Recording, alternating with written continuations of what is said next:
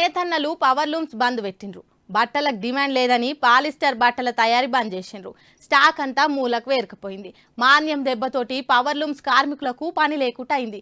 మేము ఆదుకున్నట్టే మీరు కూడా సిరిసిల్ల నేతన్నలను ఆదుకోవాలన్నది ప్రతిపక్ష నేత కేటీఆర్ డిమాండ్ చేస్తుండ్రు. సిరిసిల్ల బట్టల కార్ఖాన్ల పని బంద్ పెట్టిరు కదా కార్మికులు. మేము అప్పుడు ఏం పనులు చేసినామో కార్మికులను ఆదుకోనికే మీరు కూడా గదే పని చేయరని గవర్నమెంట్ డిమాండ్ చేసింది కేటీఆర్ సారు. 10 ఏళ్ల సిరిసిల్ల టెక్స్టైల్స్ కార్ఖానాను మస్తుగా డెవలప్ చేసినాము, మీరు కూడా గట్టనే చేయరని అనుకొచ్చిండు. సిరిసిల్ల ఇలా నేతన్నలు కడుపు నిండా అన్నం తింటురు అంటే అందుకు మా కృషే కారణం అని చెప్పుకొచ్చిండు. మేము చేసిన పనులను చేసుకుంటేనే మీరు ఇంకేదైనా కొత్తగా చేయరు అని అంటున్నాడు. సర్కార్ సాయం చేస్తే తమిళనాడు తిరుపూర్ బట్టల పరిశ్రమ లెక్కనే మన సిరిసిల్ల కూడా తయారైతుందని అనుకొచ్చిండు. మీరే 10 ఏళ్లు సిరిసిల్ల ఎమ్మెల్యేగా ఉన్నారు, ఆ శాఖకు మంత్రిగా కూడా ఉన్నారు. మీరు తీసుకునే చర్యలే గంత ఘనంగా ఉంటే 10 ఏళ్ల సిరిసిల్ల బట్టల పరిశ్రమ తిరుపూర్ పరిశ్రమ లెక్క ఎందుకు మారలేదు? కాంగ్రెస్ సర్కార్ వచ్చి నెల రోజులు కూడా కాలే, అప్పుడే తిరుపూర్ లెక్క మారవాలని లెక్చరర్లు దంచుతున్నారు. సిరిసిల్ల బట్టల పరిశ్రమ అనేది లోకల్ డిమాండ్ బట్టి నడిచే పరిశ్రమ కాదు, అది నేషనల్ వైడ్ డిమాండ్ తో నడిచేది. దునియాలో పెద్ద పెద్ద బట్టల పరిశ్రమలే సంక్షోభాలు నడుస్తున్నాయి. ఇక్కడ గవర్నమెంట్ పరిశ్రమ కార్మికులు పని నష్టపోకుండా చర్యలు తీసుకోవాలనుకున్నది మంచిదే గానీ మరి పని కట్టుకొని గవర్నమెంట్ ఉపాధి దెబ్బతీసిందన్నట్టు మాట్లాడే మంచి లేదని కాంగ్రెస్ వాళ్ళు అనుకొస్తున్నారు.